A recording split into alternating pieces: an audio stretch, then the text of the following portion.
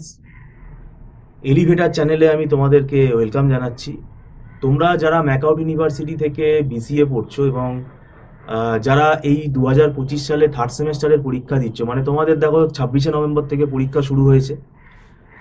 26শে November থেকে তোমাদের পরীক্ষা স্টার্ট হয়েছে এবং এটা আশা করছি তোমাদের ডিসেম্বরের প্রথম দিকেই, মানে ফার্স্ট উইক নাগাদ কিন্তু পরীক্ষা হয়তো শেষ হয়ে যেতে পারে। আমি তোমাদেরকে ফোর্থ সেমেস্টারের জন্য অ্যালার্ট করতে চাইছি। দেখো, ফোর্থ সেমেস্টারের জন্য তোমরা ডিসেম্বর মাসটা কিন্তু একটু সময় পেয়ে যাচ্ছ। এখন পরীক্ষার পরে তোমরা অবশ্যই 2-1 দিন রেস্ট নিতে পারো।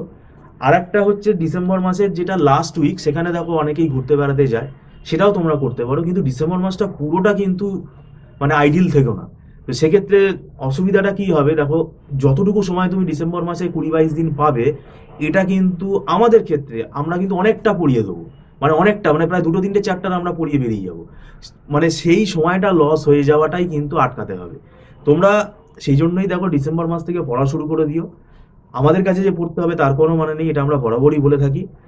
দেখো 3-3.5 মাসে কিন্তু সিলেবাস কমপ্লিট করা যায় না। আর তোমাদের এবারে ফোর্থ সেমেস্টারে তো 3খানা সাবজেক্ট রয়েছে, অপারেটিং সিস্টেম রয়েছে, ডিবিএমএস রয়েছে, আর সফটওয়্যার ইঞ্জিনিয়ারিং রয়েছে। এই সাবজেক্টগুলো নিয়ে আমরা ডিটেলসে পরে আবার আলোচনা করব। দেখো, অপারেটিং সিস্টেম পুরোটাই অ্যালগোরিদম, এর মধ্যে বেশিরভাগটাই ম্যাথামেটিক্যাল ফর্মুলা রয়েছে। আর সফটওয়্যার ইঞ্জিনিয়ারিং এর মধ্যেও কিন্তু ম্যাথামেটিক্যাল ক্যালকুলেশন রয়েছে এবং সফটওয়্যার ইঞ্জিনিয়ারিংটা কেস স্টাডিজ বেস সাবজেক্ট। এখানে দেখো টেস্টিং চ্যাপ্টার থেকে অনেক অঙ্ক আসে, তারপরে প্রজেক্ট ম্যানেজমেন্ট, কস্ট ক্যালকুলেশনের ওপর, কস্ট এস্টিমেশনের ওপরেও অঙ্ক আসে। এছাড়া এখানে বিভিন্ন ড্রয়িং আছে, সেগুলো শিখতে হবে এবং কেস স্টাডিজ বেস কোয়েশ্চেন থাকে, ঠিক আছে? তো সেক্ষেত্রে এগুলো নিজের থেকে বানিয়ে কিছু তুমি লিখতে পারবে না। আর ডেটাবেস ম্যানেজমেন্ট সিস্টেমের মধ্যে দেখো রিলেশনাল অ্যালজেব্রা আছে, তারপর ডেটাবেসের বিভিন্ন অ্যালগোরিদম রয়েছে, নর্মালাইজেশনের ওপর, ডেটাবেস ইমপ্লিমেন্টেশনের ওপর বিভিন্ন টপিক রয়েছে, তারপরে ট্রানজাকশন ম্যানেজমেন্ট রয়েছে, তারপরে এসকিউএল প্রোগ্রামিং রয়েছে, ওরাকেল পিএলএসকিউএল রয়েছে। তা সিলেবাসটা কিন্তু অনেকটাই বড়। তো সেক্ষেত্রে আমি তোমাদেরকে বলছি, যারা একা একা পড়ছো বা অনলাইন বিভিন্ন সোশ্যাল মিডিয়া থেকে টিউটোরিয়াল দেখে পড়ছো বা এআই দেখে পড়ছো, সেটা ভালো কথা। সেটা আমাদের সময় তো এত মানে টিউটোরিয়াল ভিডিও আমরা অনলাইনে পেতাম না, তখন আমাদের সময়ও কিন্তু সলিউশন বই ছিল। তো সেই সলিউশন বই আমরাও ফলো করতাম, কিন্তু পাশাপাশি আমরাও যে অত সুপার আমাদের ট্যালেন্ট ছিল সেটা না, আমাদেরও টিচার গাইডেন্স নিতে হয়েছে।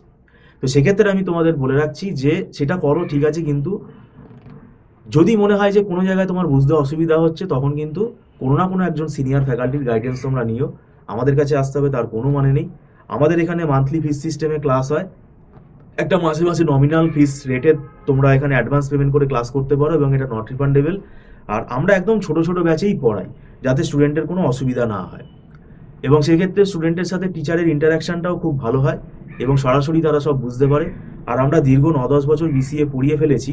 তো সেক্ষেত্রে আমাদের এখানে কিন্তু আমাদের নিজেদের হাতে লেখা নোটসগুলো রয়েছে, যে নোটসগুলো অন্য স্টুডেন্টদের আমরা দেই না, আমাদের কাছে যারা পড়ে তাদেরকেই আমরা দেই এবং সেটা দেখেই আমরা পড়াই। এবং এটাতে কি হবে, স্টুডেন্টদের কিন্তু এটা বুঝতে কিন্তু খুব সুবিধা হবে।